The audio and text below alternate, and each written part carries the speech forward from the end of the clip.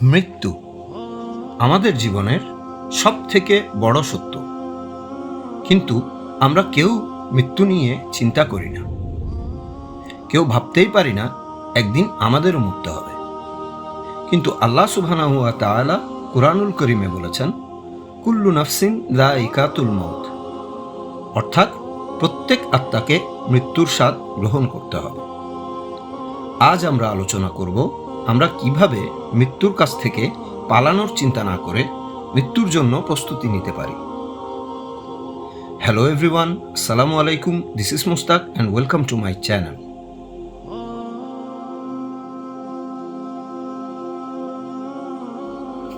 আমরা প্রতিনিয়ত টিভি খুললেই দেখতে পাই অসংখ্য মৃত্যুর খবর, পত্রিকা খুললেই শত শত মৃত্যুর খবর, এমনকি সোশ্যাল মিডিয়াতেও প্রতিনিয়ত অসংখ্য মৃত্যুর নিউজ আমরা দেখি। প্যালেস্টাইন এবং ইউক্রেনে যুদ্ধে প্রতিদিন মানুষ মারা যাচ্ছে। এখন তো লেবানন, সিরিয়াও যোগ হয়েছে।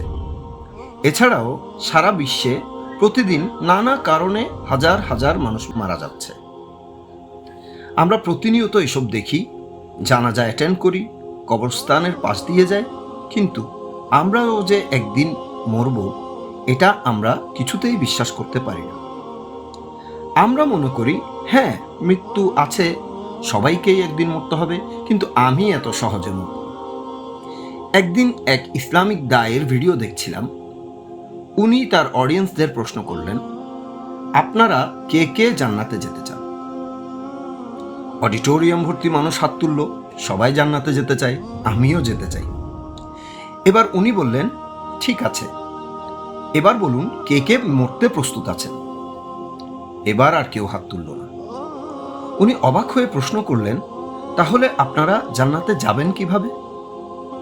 আসলে মৃত্যু ছাড়া জান্নাতে যাওয়ার কোনো তো পথ নেই, কিন্তু আমরা কেউ মরতে প্রস্তুত নই। অথচ মরতে প্রস্তুতি না থাকলেও একদিন হুট করে আমরা মরে যাব।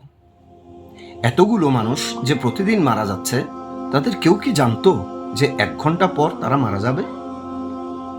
আমরা হয়তো সারা জীবন টাকা পয়সা, গাড়ি বাড়ির পিছনে ছুটতে থাকবো, আর একদিন হুট করে মরে গিয়ে আল্লাহর সামনে অপ্রস্তুত অবস্থায় হাজির হব। সেদিন আমাদের কাছে আল্লাহকে বলার জন্য কোনো অজুহাত থাকবে না।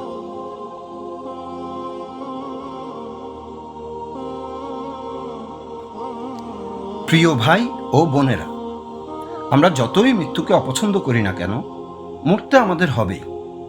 মৃত্যুই হলো দ্য রিয়েল আনঅ্যাভয়েডেবল সার্কামস্ট্যান্স। তাই মৃত্যু থেকে পালানোর চেষ্টা না করে আমাদের উচিত মৃত্যুর জন্য প্রস্তুত থাকা, কুরআন এবং হাদিসের আলোকে জীবন পরিচালনা করা। আল্লাহর রসুল সাল্লাল্লাহু আলাইহি ওয়াসাল্লামের সাহাবীরা যেভাবে মৃত্যুর জন্য প্রস্তুতি নিতেন, আমাদেরও উচিত সেভাবে মৃত্যুর জন্য প্রস্তুত থাকা। হালালকে ভালোবেসে হারাম থেকে দূরে থাকা, সুদ ঘুষ জেনা ব্যভিচার থেকে দূরে থেকে আল্লাহ এবং রসুল সাল্লাল্লাহু আলাইহি ওয়াসাল্লামের নির্দেশ অনুযায়ী জীবনযাপন করে নিজেকে যে কোনো মুহূর্তে আল্লাহর সামনে দাঁড়ানোর জন্য প্রস্তুত করা। আপনারা কিভাবে নিজেকে আল্লাহর সামনে দাঁড়ানোর জন্য প্রস্তুত করবেন আমাকে কমেন্টে জানান। আল্লাহ আমাদের সবাইকে দ্বীনের পথে প্রস্তুতি নেওয়ার তৌফিক দান করুন, আমিন। ভিডিওটি পছন্দ হলে লাইক, শেয়ার এবং সাবস্ক্রাইব করুন। আজকের ভিডিও দেখার জন্য ধন্যবাদ।